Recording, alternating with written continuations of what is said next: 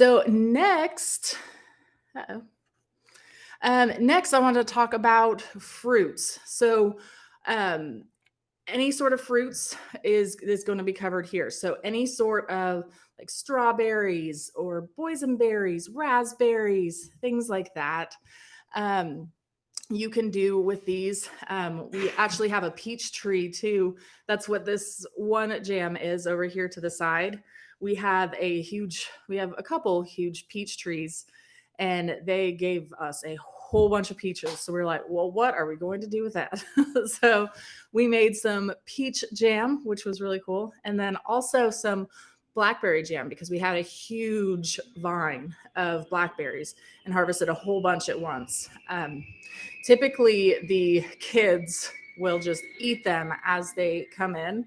But that one time, I was lucky enough to actually have enough to bring inside because they are always munching in the garden, which is great. But I hardly ever am able to make this jam. But it is so good. I think we actually still have one out in our fridge right now.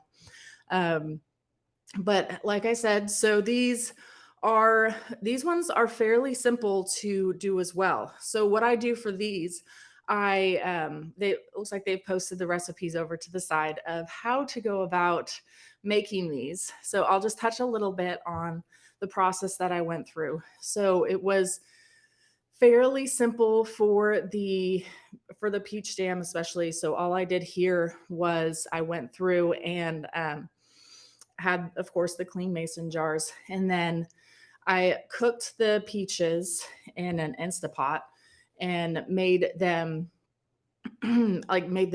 mush up together. And I chopped them all up and then added some lemon juice. So the lemon juice will help too to again, it'll help with the flavor too, but it helps a little bit with the microorganisms as well.